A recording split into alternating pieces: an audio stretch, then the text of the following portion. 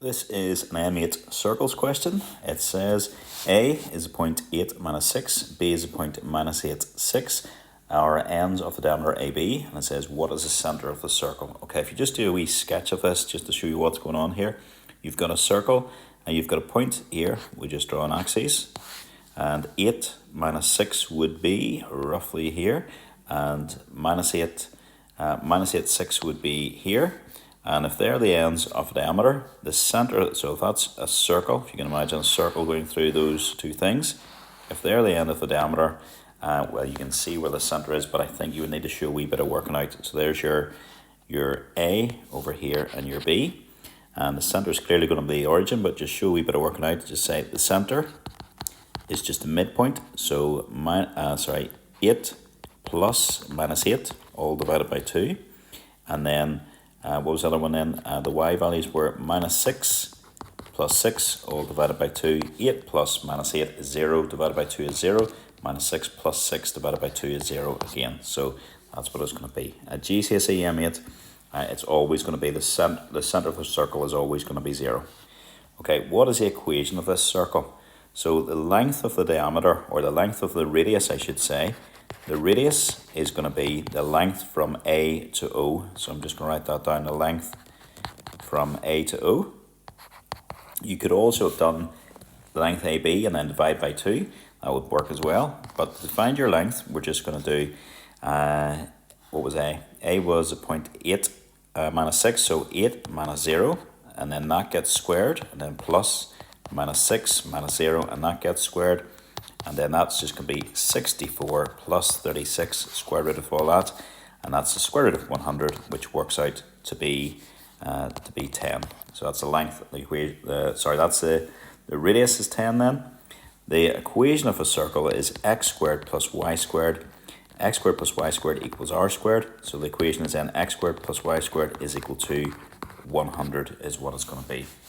It says, what is a gradient of AB? So again, useful to have a wee sketch. We can see it's sloping downwards, so it's going to be a negative gradient. So if I work this out, AB, my gradient AB, and it was something other than negative, I know I've made a mistake. So what were my points? 8 minus 6 and minus 8, 6. 8 minus 6 and minus 8, 6. So my gradient is the y difference over the x difference, so minus 6 over 8 minus 8, and that just becomes minus 12 over 16, which becomes minus 3 over 4. So a negative gradient as I'd hoped, so that looks good. Next one, find the equation of the tangent to the circle at A. So we have got at A then, the tangent to the circle, let's just draw that diagram again. Your A was down here, it was 8 minus 6, that was your point A. The tangent to the circle will be perpendicular to the radius which we have just got. So the gradient of the radius, we'll say, was minus 3 over 4, and that means the gradient of the tangent, excuse my terrible handwriting, would be the negative reciprocal of that. So take this thing here, flip it upside down, and change its sign. So 4 over 3. So that's the gradient of my tangent so far. So the equation of the tangent is y is equal to 4 over 3 x plus c. Can I just check that's right? My A. My A was 8 minus 6. Yep.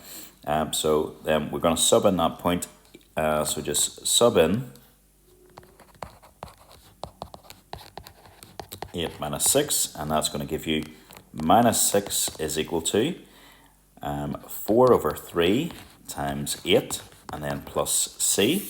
So that's just minus 6 is equal to 4 times 8 is going to be 32 over 3 plus c. And then that means that's going to be minus 6 is equal to, what's that going to be? 10 and 2/3 plus c.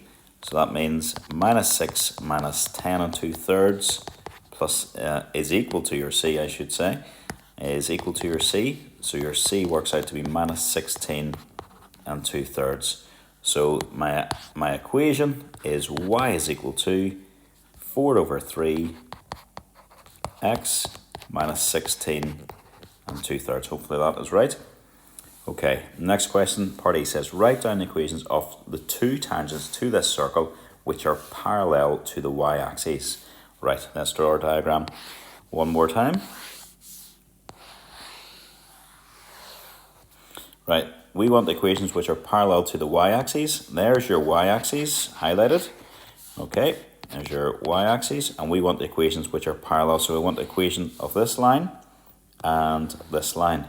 So we know the radius of this thing is 10. So out to here, that's 10. So that must be the line x equals minus 10. Likewise out this way, 10 out this way, that's going to be your line x equals 10. So there's my answers. X equals minus 10 and x equals plus 10. Okay, next question says, find the points of intersection of these tangents with the tangent at A. Okay, where's my tangent at A? My tangent at A was this thing then.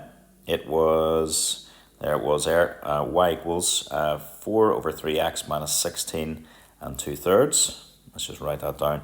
Y is equal to 4 over 3x minus 16 and 2/3. And we're going to have to do, I think we have to do this just individually, put it equal, yeah.